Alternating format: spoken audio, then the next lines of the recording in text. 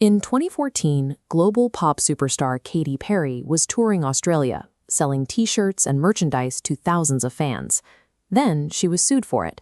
Katy Perry, an Australian fashion designer, had registered her exact name as an apparel trademark years before the singer's tour began. The pop star's legal team argued she was simply using her own name in good faith. The Australian federal court disagreed. Because the singer sold her merchandise through corporate entities, like Katy Perry Inc., rather than strictly as an individual, the good faith defense failed, and the local designer won damages. This diagram shows the standard judges use to evaluate these disputes. They ask if a disputed mark is substantially identical, the first circle, or deceptively similar, the second circle. Both standards converge on a single question: will the branding cause consumer deception? Australia's registry prioritizes the commercial reality of consumer perception over a simple race to file paperwork.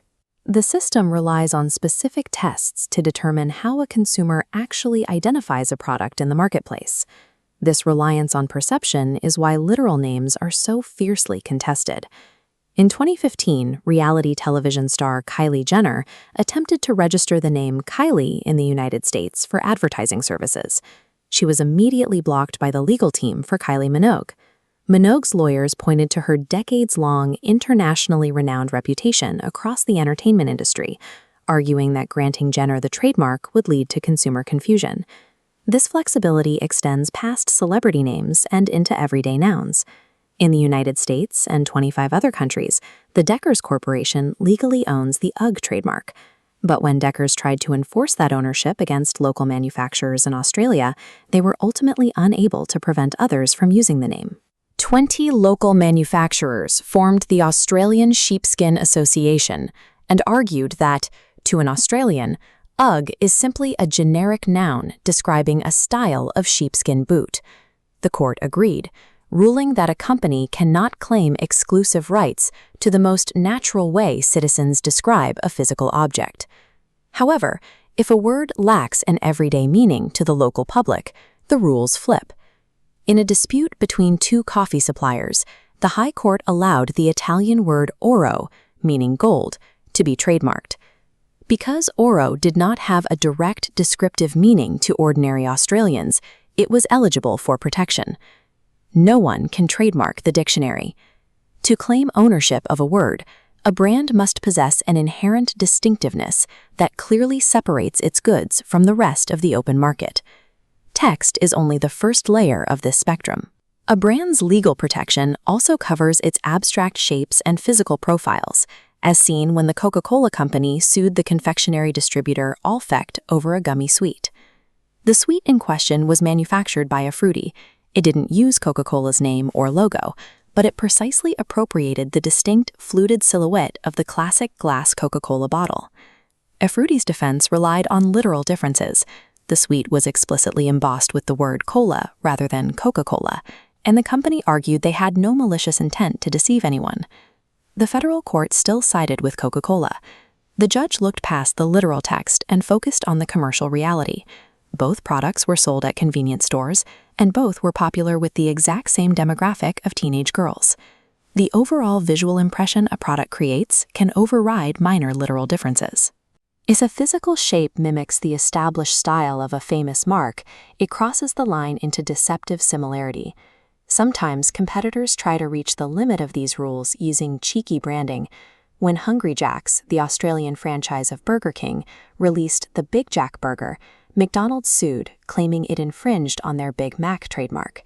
Under strict trademark law, the judge ruled in favor of Hungry Jack's. The court found the names were sufficiently different and that customers ordering a Big Jack were unlikely to think they were buying a Big Mac. But surviving a trademark similarity test is only one part of the battle. A recent High Court precedent in a dispute between homewares brands Bed Bath & Table and House B&B introduced a second legal risk. This diagram shows the two pillars of brand defense. The court differentiates between trademark infringement, how similar marks look, and the Australian consumer law. The ACL protects the public from unfair trading practices, focusing on misleading and deceptive conduct. If a company deliberately adopts a rival's brand elements to take market share, that violates the ACL. Even if logos pass the similarity test, the broader business conduct is still illegal. These two laws provide a double-layered defense for brand owners.